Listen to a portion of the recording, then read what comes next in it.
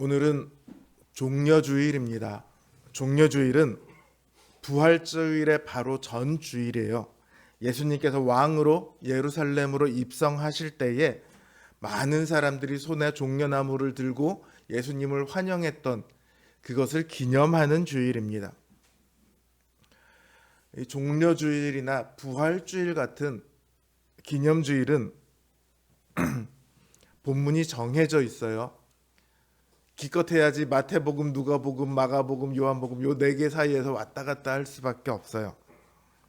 그러니까 같은 본문, 같은 내용의 설교를 해야 되거든요. 그러니까 설교자에게는 참으로 어려운 숙제 같아요. 어떻게 하면 같은 설교를 다르게, 더 은혜롭게 할 수 있을까 늘 고민을 하게 됩니다. 오늘 이 시간 우리가 종려주일, 그 왕으로 오신 주님의 그 본질적인 의미를 우리가 깨닫지 않는다면, 우리가 입으로 아무리 호산나 찬양을 부른다고 할지라도 그 찬양이 무슨 의미가 있겠습니까? 이 시간 왕으로 오신 그 주님에 대해서 우리가 깊이 생각하며 그분을 우리 영혼 깊이 받아들이는 은혜가 있기를 주님의 이름으로 기원합니다. 자, 예수님께서 나귀를 타고 예루살렘에 들어오세요. 이전에도 몇 차례 예수님께서 예루살렘에 올라오신 적이 있지만 공공연하게 자신을 드러내시면서 예루살렘으로 들어오신 것은 이번이 처음입니다. 때가 되었거든요. 이제 드디어 왕으로서의 모습을 보이시고 왕으로서의 일을 행하실 때가 되었습니다. 근데 왕으로 오시는 예수님께서 뭘 타고 오시냐면 나귀 새끼를 타고 오세요. 일반적으로 왕이 온다고 그러면 뭐 타고 오겠습니까? 말을 타거나 아니면 마차를 타거나 좀 화려하게 꾸미고 그러고 와야지 왕의 모습이지 않겠습니까? 근데 나귀 새끼예요. 나귀도 아니고 새끼 나귀, 조그만 놈. 어울리지 않죠. 근데 스가랴 9장 9절을 보면요, 오늘 우리 교동문에도 있지만 겸손한 왕이 오십니다. 겸손하여서 나귀를 타시나니 나귀의 작은 것 곧 나귀 새끼다, 이렇게 말을 하고 있죠. 예수님께서 나귀 새끼를 타시는 것은 이 예언을 이루시는 일이에요. 근데 예수님께서 예언이 그렇게 돼 있어, 그럼 내가 나귀를 타야겠구나, 이렇게 오시는 것은 아니죠. 아직 아무 사람도 타보지 않은 나귀 새끼였습니다. 다른 말로 하면요, 사람을 태울 만큼 쓸모가 있지 않다는 말이에요.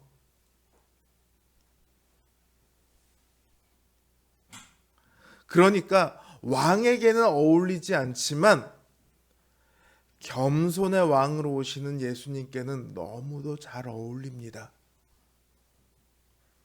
쓸모 없어 보이는 새끼 나귀를 타고 오시는 왕.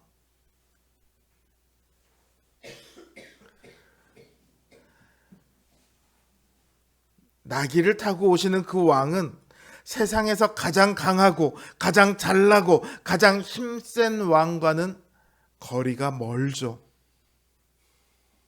뿐만 아니라 나귀는요, 이 당시 탈 것 중에 거의 유일하게 전쟁과 아무런 상관이 없는 짐승입니다. 전쟁을 나가면서 나귀를 타고 나가지는 않죠. 나귀를 타고 오시는 왕은 어디를 보아도 왕의 행차 같지는 않습니다. 그러나 사실은 겸손한 왕, 그리고 이 땅에 평화를 주기 위한 화평의 왕으로서는 가장 잘 어울리는 모습입니다. 예언은 그 예수님께서 어떤 일을 하기 위해 오시는가를 보여주고 있었던 것이죠. 사람들은 예수님께서 왜 나귀를 타고 왔는지 모릅니다. 또 스가랴서의 예언을 생각하지도 못했어요.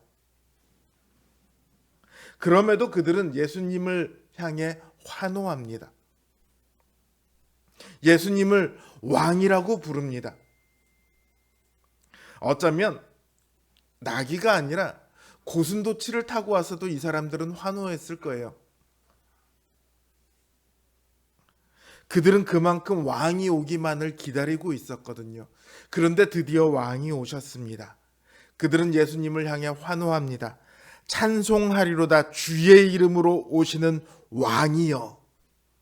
하나님께서 보내시는 왕이라는 말이에요. 선지자들을 통해 주리라 했던 바로 그 메시아입니다. 이들은 예수님을 그 선지자들이 예언했던 메시아로 알고 환영합니다. 어떻게 그 메시아로 알았냐면 예수님께서 하신 일들이 있거든요. 지금까지 예수님께서 행하신 일들을 이들은 듣고 알았습니다. 특히나 이 예루살렘에 오시기 바로 전에 무슨 일이 있었냐면 죽었던 나사로를 다시 살립니다. 그 일이 예루살렘까지 소문이 나서 사람들이 그 죽었다 다시 살아난 나사로를 보려고 우르르 나사로의 집으로 몰려가기까지 했습니다. 그러니 온 예루살렘에 그 소문이 얼마나 퍼져 있겠습니까? 그 소문의 주인공이신 예수님께서 예루살렘으로 들어오신대요. 온 성에 있던 사람들이 야, 드디어 그분이 오신대. 죽은 자를 살리시는 그분은 하나님께서 보내신 메시아가 맞아.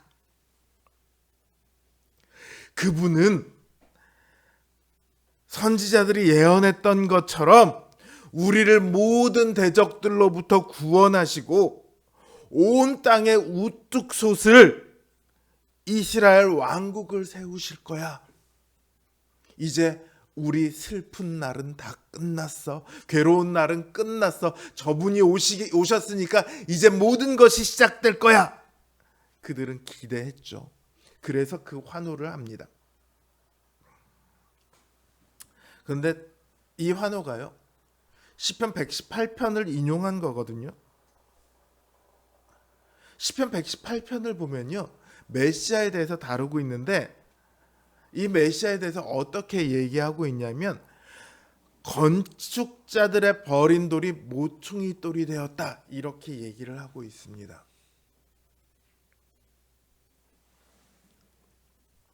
이 건축자들이 누구냐면 이스라엘의 지도자들이면서 동시에 그 지도자들을 따랐던 이스라엘의 백성들이에요. 이스라엘 백성, 왕을 바라는 이스라엘 백성들이지만 그들이 버린 사람이 왕이 된다. 시편 118편은 그렇게 예언하고 있습니다. 그러니까 이 시편 118편을 인용해서 그들이 왕을 맞아들이며 환호할 때 그 환호 안에 어떤 암시가 담겨 있습니까? 그들이 예수님을 버릴 것이다. 이런 암시가 이미 담겨 있어요. 예루살렘은요, 성경에서 거룩한 성으로 표현되곤 합니다. 그러나 지금 이 순간 예루살렘은 거룩한 성이 아니에요. 반역의 성입니다. 지금 이토록 환영하는 이 사람들이요, 며칠 후면 어떻게 외칩니까? 예수를 십자가에 매달아라. 예수를 십자가에서 죽여라. 그렇게 외치게 됩니다. 그들이 그렇게 변하는 것은요, 예수님께서 그들의 기대와 달랐기 때문입니다. 예수님께서 뭔가를, 그들의 마음에 안 드는 무언가를 행하셨기 때문이 아니라 그들의 기대처럼 하지 않으셨기 때문입니다. 그들은 예수님께서 이제 왕으로 예루살렘에 들어오시면 그 놀라운 능력으로 로마의 모든 관리들과 병사들을 다 쓸어버리기를 기대하고 있었습니다. 여러분, 사람을 죽이는 것하고 사람을 살리는 것 중에 어떤 게 더 쉽습니까? 사람을 죽이는 건 누구나 할 수 있습니다. 그러나 사람을 살리는 건 할 수 있는 사람이 없죠. 사람을 살리신 왕이라면 사람을 죽이는 거 얼마나 잘하겠습니까? 그렇죠? 이스라엘 백성들을 압제해온 로마의 관리들과 병사들을 얼마든지 한순간에 쓸어버릴 수 있어요. 그리고 위대한 이스라엘 왕국의 시작을 알릴 수 있습니다. 그러나 예수님께서는 그들의 생각과는 다르게 사로잡힌 자가 됩니다.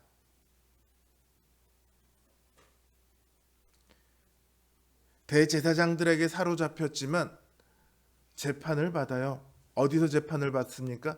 로마의 총독에게 재판을 받습니다.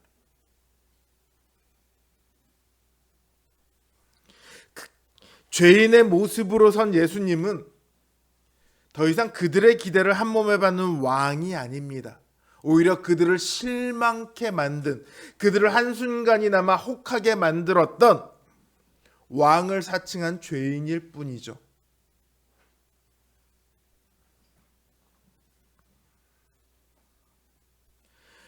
예수님을 죽이라고 외치는 것은 그들의 기대를 예수님이 만족시키지 못하셨기 때문입니다.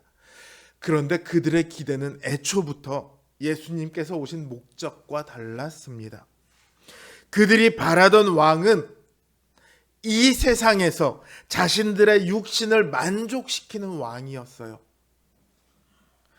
이 땅에서 우리를 압제하는 그 로마를 무찌르고 우리를 이 세상에서 가장 높은 곳에 세울 수 있는 왕, 우리를 이 세상에서 가장 행복하게 해줄 수 있는 사람, 그런 왕을 기대했죠.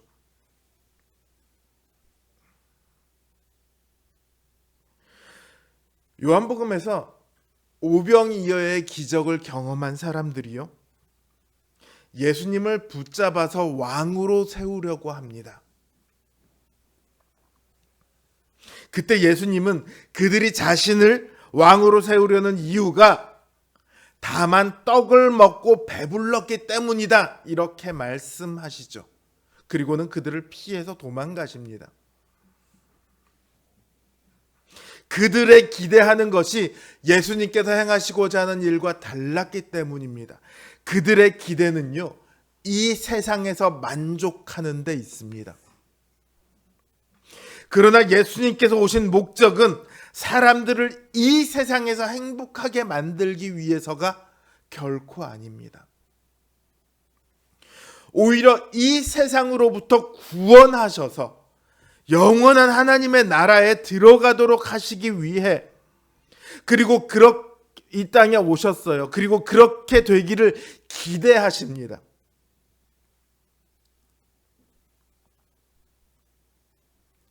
예수님께서 사람들의 기대를 저버렸다고요? 아니요.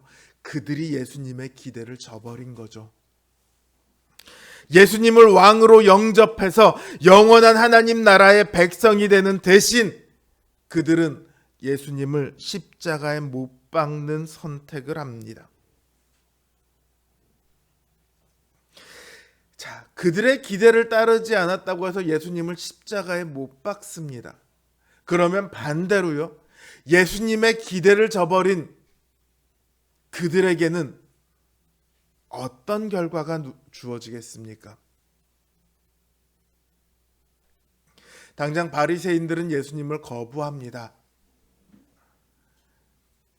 그들이 예수님을 거부하는 이유는요, 예수님께서 하나님의 아들이라고 스스로를 일컬었기 때문이다, 신성을 모독했기 때문이다, 겉으로는 이렇게 얘기하지만 속으로는 단 하나예요. 정치적인 이유입니다. 이전에도요, 스스로 왕을 주장하는 사람들이 반란을 일으킬 때마다 로마는 굉장히 강하게 유대인들을 압박합니다. 숨도 못 쉴 정도로 강하게 압박을 해요.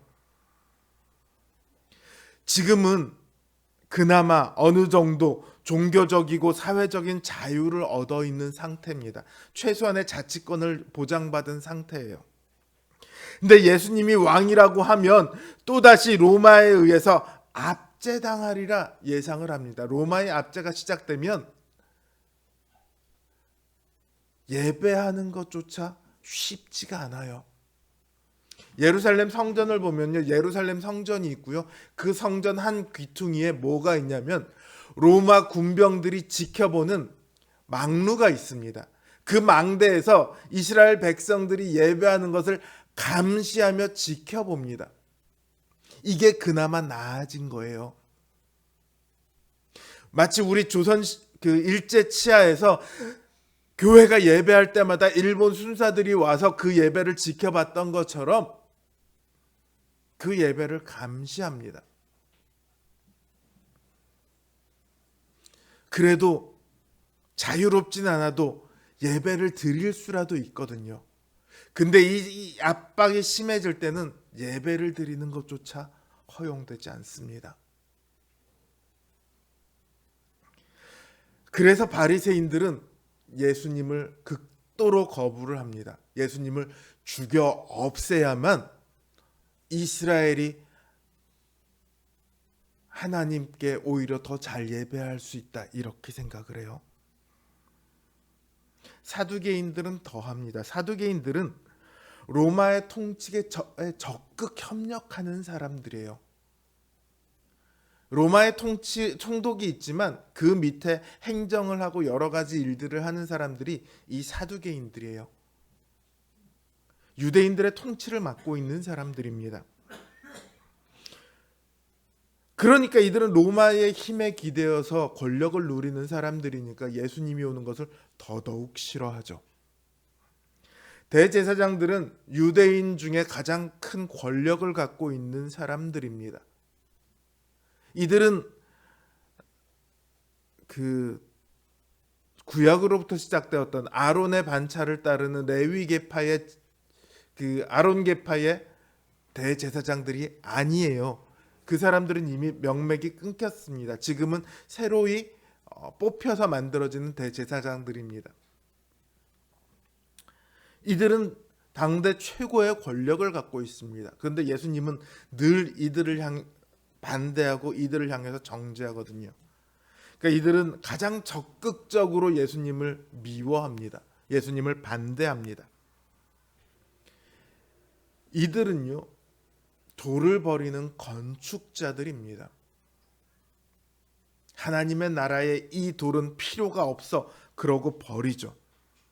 그리고 예수님을 환호하는 이 군중들은요, 이 돌을 버리는 건축자들의 편에 섰습니다. 그런데 하나님께서는 그 돌을 모퉁이 돌로 만들어요. 저는 어렸을 때 이 모퉁이 돌이 뭔지를 몰랐어요. 모퉁이 돌 그러면 제일 구석에 있는 돌이잖아요. 버렸는데 그거 어떻게든 갖다가 구석에라도 껴 넣으셨나? 이렇게 생각했는데 그게 아니라 건축을 할 때 여기는 내 귀퉁이 모퉁이 돌부터 자리를 잡습니다.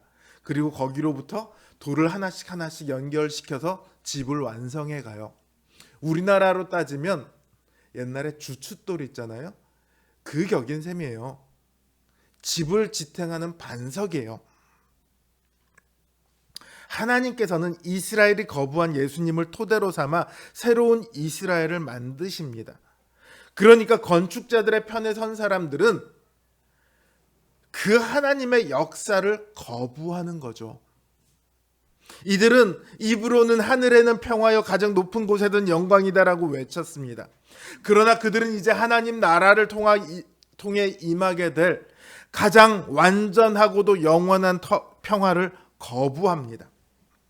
이스라엘의 구원을 주시려 했던 예수님의 오심은 이제 그들을 향한 심판의 이유가 되었습니다.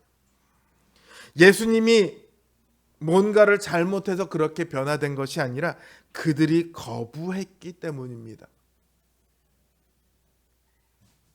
저는 이 말씀을 준비하면서 이들의 모습이 오늘날 우리들의 모습과 너무도 많이 겹쳐 보였습니다. 자신의 육신의 만족을 위해 왕을 거부하는 사람들,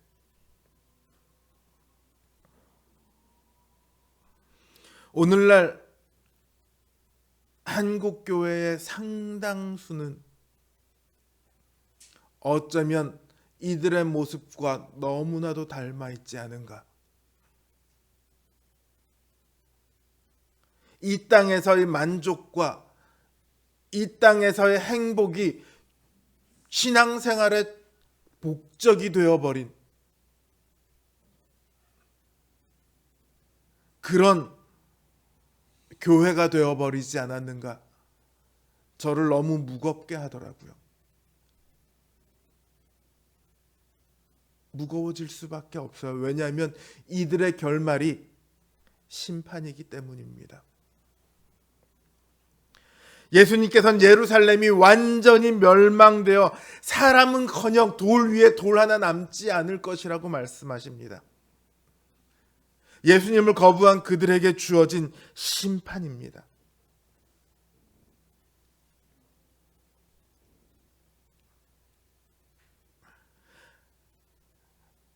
그러나 예수님께서는 너희들이 나를 거부해? 그럼 너희 죽어봐. 이렇게 그들을 바라보시지 않으십니다.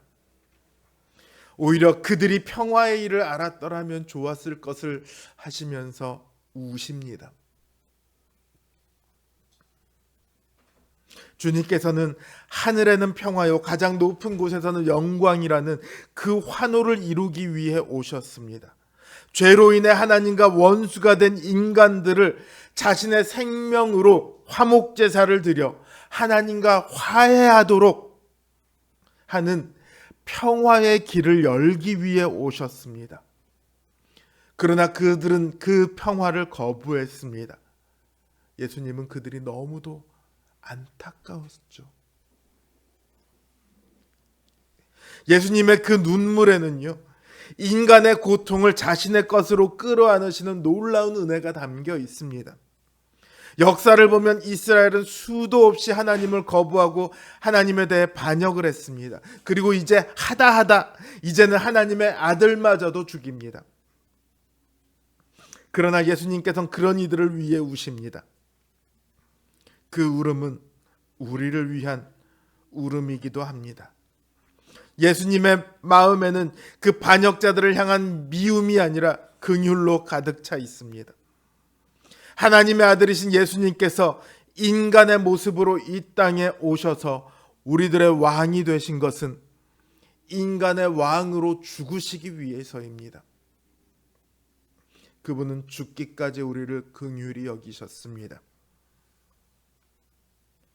그 긍휼하심이 우리의 구원이 됩니다. 예수님께서는 자신을 사람들의 손에 내어주셨습니다. 사람들은 왕의 옷 대신 사형수의 옷을 입힙니다. 머리에는 왕관 대신 가시 면류관을 얹어 놓습니다. 오른손에 왕의 통치하는 홀 대신에 갈대를 들려 놓습니다. 그리고 머리 위에는 나사렛 예수 유대인의 왕이라고 바로 적혀 있는 것 같지만 그 명패가 적혀 있는 곳은 바로 죄인의 죄명을 적는 나무 판때기였습니다. 왕이신 예수님은 사람들에게 조롱을 당하십니다. 멸시를 당하십니다. 심판을 하시는 주님께서 심판받아야 할 사람들의 손에 온갖 수모를 당하시고 고난을 당하십니다. 그럼에도 그들의 하는 대로 가만히 내버려 두시는 것은 이루고자 하시는 일이 있으셨기 때문입니다.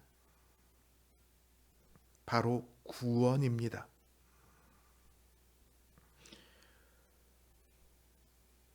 죄 가운데 고통받는 자들을 구원하시기 위해서입니다. 무고하지만 고통받는 자들을 구원하시기 위해서예요. 만약에 그들만 구원하기를 원하셨다면 그 고통을 겪으시진 않으셨겠죠. 그냥 심판만 하시면 돼요. 그러면 의인은 살아남을 거예요.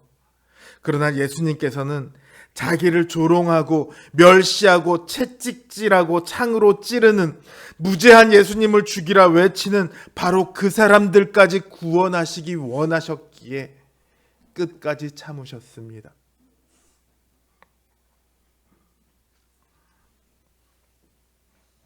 예레미야애가 1장 12절을 보면요, 예레미야 선지자는 이스라엘의 멸망에 대해서 이야기하면서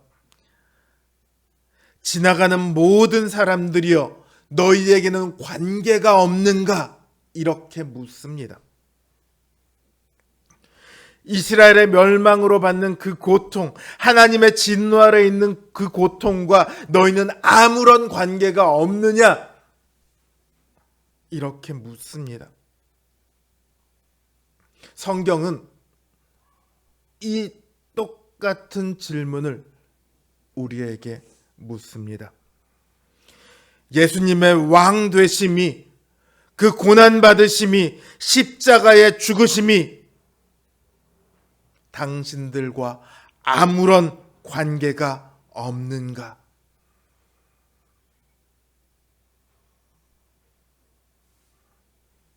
여러분, 2000년 전의 역사 속의 그 사건이 지금 나와 아무런 관련이 없습니까? 아닙니다. 우리는 그 십자가 앞에 서야 합니다. 2000년 전으로 돌아가 그 자리에 우리를 세워야 합니다. 2000년 전에 있다면 우리는 어느 자리에 서 있을까요? 예수님의 죽어가심을 보며 눈물을 흘리던 그 여인들이 있던 그 자리에 있을까요?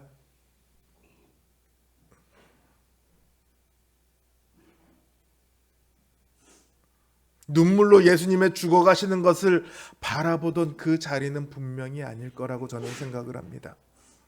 오히려 예수님을 조롱하고 멸시하고 창으로 찌르는 그 자리가 우리의 자리가 아니겠습니까?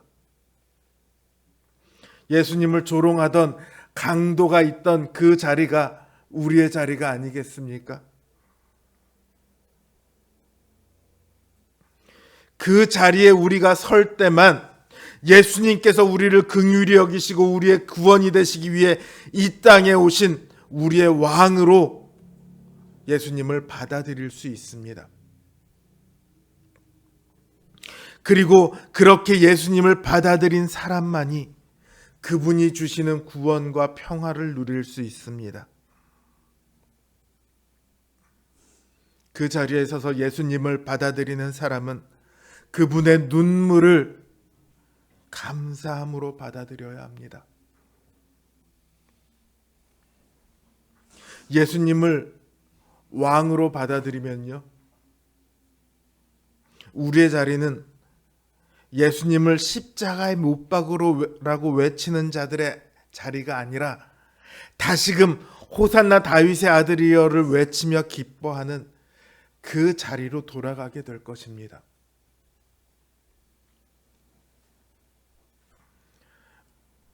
우리 영혼을 그 예루살렘 언덕길 위에 세우십시오.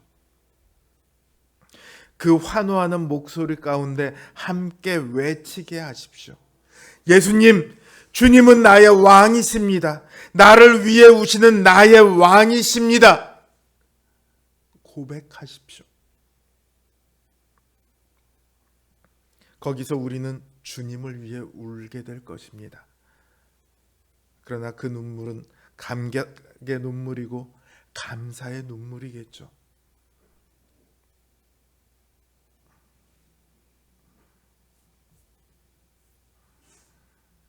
이 종려주일, 그리고 바로 이어지는 고난주간, 또 찾아올 부활주일, 우리의 기쁨이 되시기 위해 눈물의 왕으로 찾아오신 그 주님을 기뻐하며 눈물로 감사하고 왕으로 받아들이는 우리 모든 성도님들 되시길 주님의 이름으로 기원합니다.